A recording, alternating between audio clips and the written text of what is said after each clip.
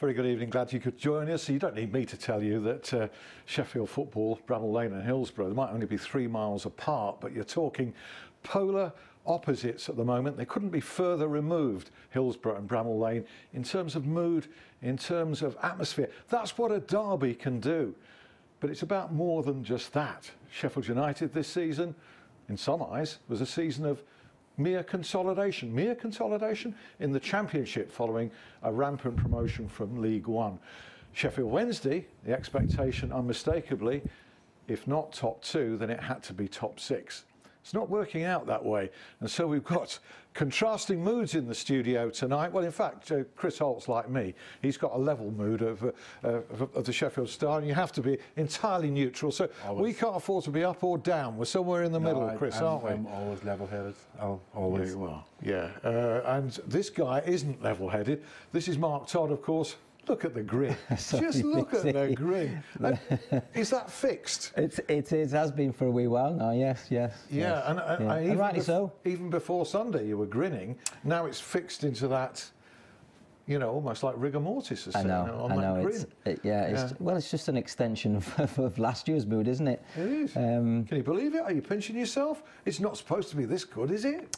No, and I think the expectation was, as you mentioned, probably consolidation. I think internally we knew we were better than that. Yeah. But I think at the moment, the performance are just speaking for themselves. The players have clearly risen to the Championship challenge, and yeah, the environment, the atmosphere, the playing style, the players have bought in, and they're progressing with it. Yeah. It's making them better players, collectively, individually. It's a joy to watch, isn't it? Well, it is, absolutely. You know, we can say that, even neutrally, that Sheffield United's performance at Hillsborough as a neutral was a joy to watch, Chris. Oh, it was superb, yeah. And I must admit, and I'll say this now, but because I tend to write more on Wednesday, I probably didn't get the opportunity to give United as much credit as they should have done, because they were immense. On Sunday, they really were fully deserving of the win. Possibly could have won by a greater margin. Should have won by a greater margin, actually, if you look at a couple of chances that should have gone away. But yeah, they were superb, and fair play to him. I honestly couldn't speak highly enough of them. And I saw them again last night, as Toddy did. Yeah. Rampant again against Wolves. I know they were down to 10 men, but it was never a contest, really, was it? Wolves come out of the blocks, didn't they? Sort of trying to stamp their authority, but I think we coped really well. They've got some good players, expensive players, but so have we. Probably slightly less expensive. Yeah, and it was the same team as well, which was a masterstroke. Because I was thinking, dare he play the same team? You know, because even though you're euphoric and you're on a high, you don't realise that how much that can take out of yourself in terms of tiredness. Yeah. You know, the emotion of it. And Chris mentioned that the Wolves had 24 hours extra to recover. Yeah. But I just think the confidence is there, the momentum is there. And I think for me, personally, it's really about the same message going in game by game, day by day in the training ground. And the players have really bought into that playing style. In fact, we were saying off air, weren't we, about when Chris was first given the job, there was mutings of old school. Well, I think that's probably off the pitch, where accountable and aggressive, making players make sure that they know what the badge is and wanting to pay for the club. But I think we've built a new school of way of playing, haven't we? Yeah, you took me to task on here about old school, Mr. Biggs. I think there's a bit of new school in there as well. Absolutely. And I think we're talking there about discipline, old style discipline, which is a welcome thing to see back in football. And there was a couple of old school tackles away last night that their manager didn't take too kindly to. No. Beautiful tackles. Oh, that was a thundering one in the first half. Absolutely brilliant. Absolutely won the ball. Yeah. There was no question. The guy wasn't hurt, was he? No. It was just the rain. Yeah, it was natural. Yeah. He slipped on the rain, didn't he? Well, it was great. It was great. It was great to see. We'll talk about that, and we'll talk. You know, every time I hear Chris Wilder talk, or you, there's always a reference to an incident in a fountain when you were both young players at United. I've got to hear this story from you. Something about green trainers, brand new green trainers, and Well, we'll save it for a bit later. We will, mate. Yeah, it had to be green, of course, because I don't know how you're coping at home with Hopefully you'll know about with these being two. A Belfast, good Belfast boy as well. these two Irishmen here. We've not used the subtitles yet. We've got them in reserve for later. There's a serious side as well, because I was at Bramall Lane. You were at Birmingham. No, I never night. made it to Birmingham actually.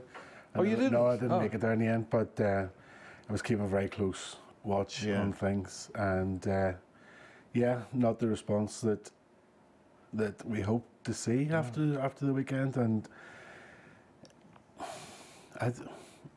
yes, by all accounts, the performance was improved, but it couldn't have gone any other way. Surely after the way they played on Sunday, they couldn't have got any worse. Hold my hands up, because as you know, I had to write my column which is a bugger, by the way. I'm sorry about language, but I'm entitled to use it because it's happened more than a few times just lately. But I have to write a column that appears on Thursday morning.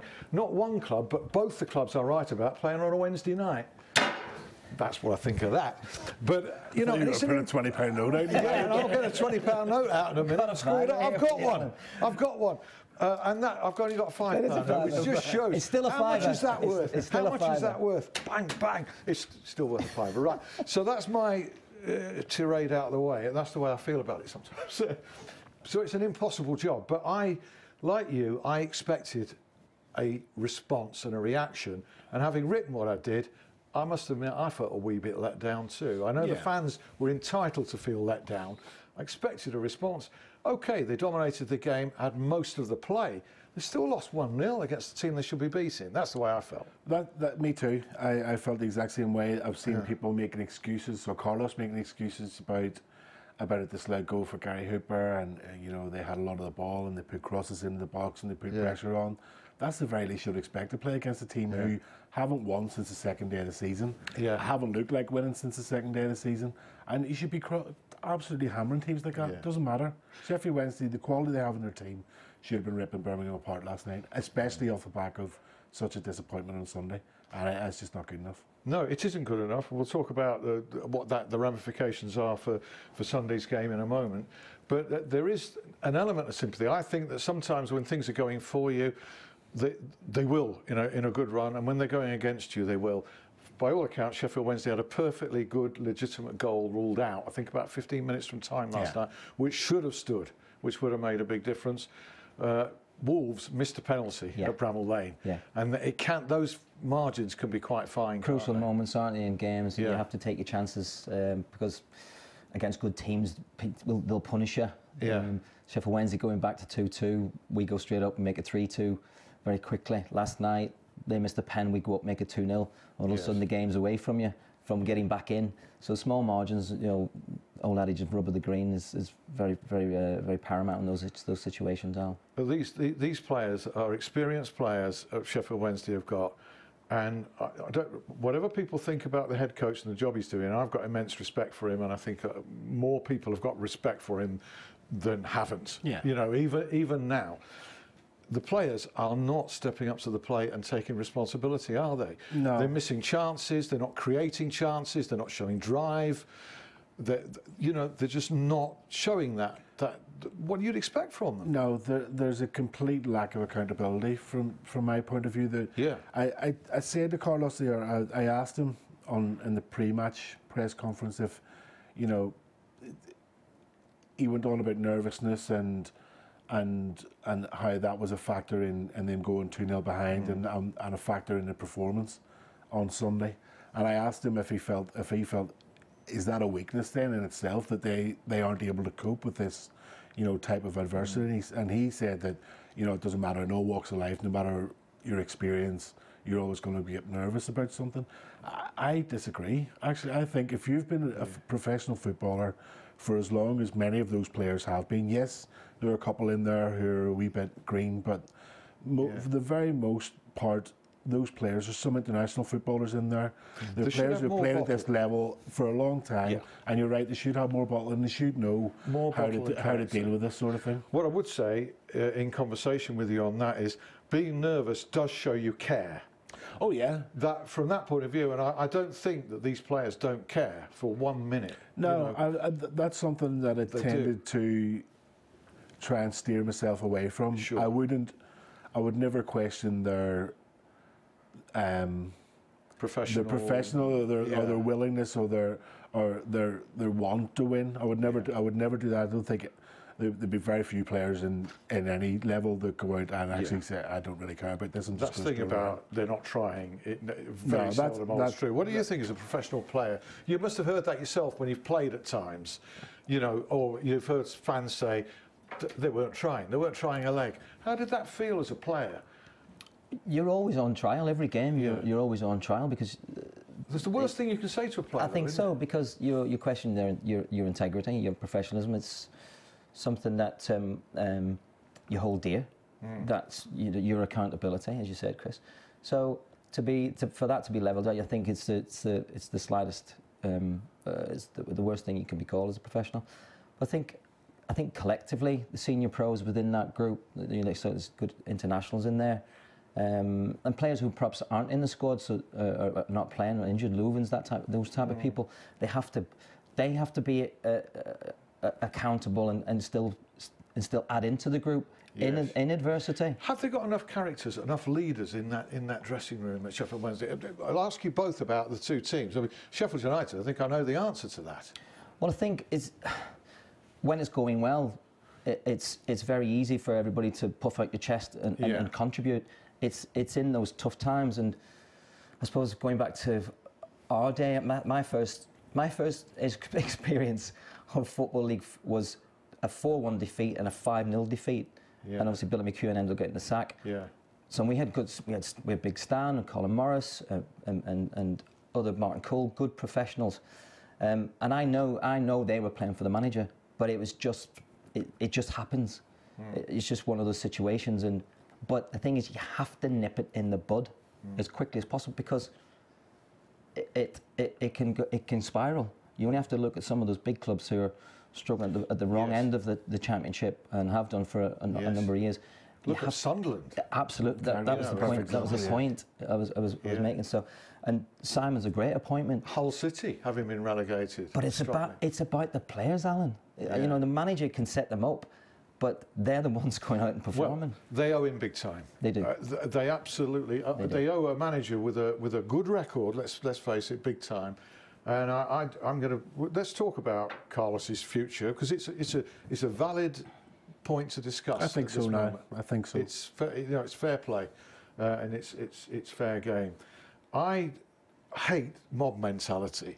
So while I think he is up there to be shot at in terms of criticism, and this is before we get down to actually talking about his future, some of the messages I've seen him get are just diabolical. For a man who's led his team to 6th place and 4th place to 2 playoffs, I think is absolutely disgraceful, some of the personal messages and abuse he gets. It is, but it's too easy, isn't it? It's too easy for them to do that, to hide behind a computer and shout off, abuse. That's, I've got no problem with people making constructive criticism and offering their view.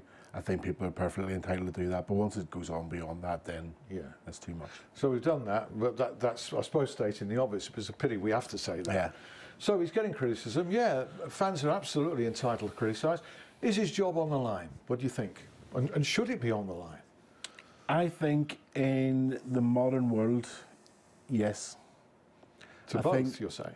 Yeah, to both, yeah. And I think we probably all have to move on to, whether we like it or not, this is how football is nowadays, and people don't get time, and as soon as things look like they're starting to slide, then changes are made, and that's just the way it is. Now, as you mentioned in your column as well, we don't know what Chansiri is thinking.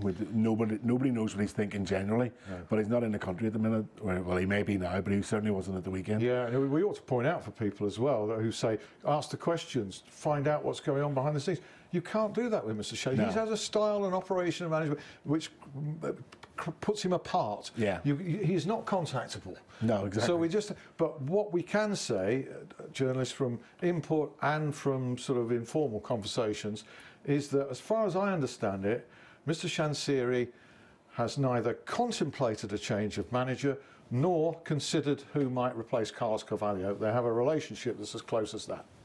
Now, that being said, if the pressure continues to come, now I've seen in this past week fans who had been perfectly willing to back Carlos, let him give him the opportunity to carry on, have wavered at the weekend certainly, and then probably after last night fell over the other side.